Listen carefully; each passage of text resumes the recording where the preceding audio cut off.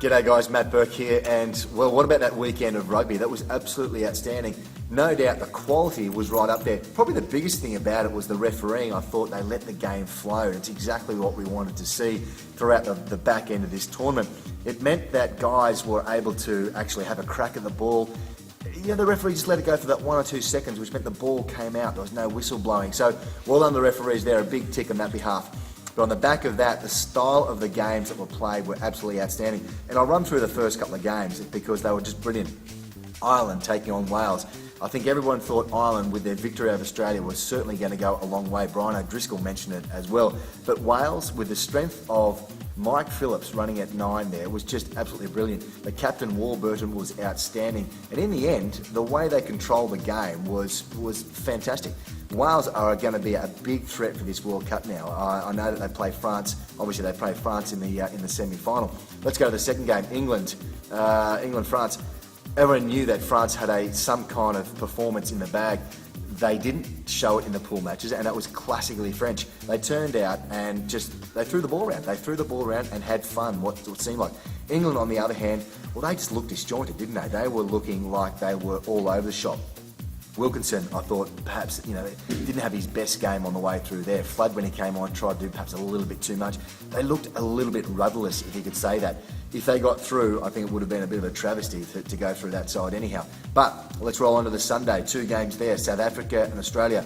I didn't realise that you could actually win a game with no ball. Australia had nothing to play with just about all games. South Africa were winning all over the park, territory, possession, dominance. As it turned out, one mistake and all of a sudden James Horwell crashes over for a try. So Aussies took their chances and they held on bravely in the end. So they get to go through while South Africa unfortunately pack their bags and make their way home. I'm sure there's going to be plenty of changes there. We've already heard about the coach. I'm sure there's going to be changes in the personnel in amongst that team as well. Now the last game of the weekend, South Africa obviously went home, but it was the All Blacks taking on Argentina. Argentina, what about that? I think everybody was rising to the occasion thinking maybe, just maybe, there could be an upset here. But classically, the All Blacks held their nerve. In a way, Perry Weepu just controlled this game incredibly well, kicked his goals when he was able to. So what's on next week? Semi-final time. 4 teams get to stay for another 2 weeks to contest a final or a 3-4 playoff. The first game, Australia taking on New Zealand. Well, Australia in the World Cup in the pool games, or in the back end of the games, I should say, the knockout stages, have never lost to a Southern Hemisphere team. I understand there's always the hoo-ha about the Auckland Park hoodoo, but I don't think it means so much at the moment. I think the Aussies can cause an upset. No doubt momentum is with the All Blacks and the way they're playing. But again, crucial injuries to the number 10, Colin Slade goes down. Can he get back? Have to wait and see.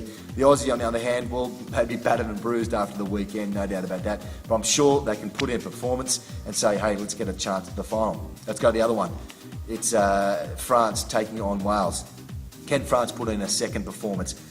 I don't think they can. I think they may have played their grand final last week, or their final last week. I think Wales, in the way they're playing, the structure that Warren Gatland's got them going, is going to be on the money. So my predictions are Australia, I have to say that's for sure. It's going to be a tough one. And Wales to win the second game against France. We'll have to wait and see what happens, pans out during the week with injuries and the rest of it, but certainly a massive end to this tournament. Talk soon.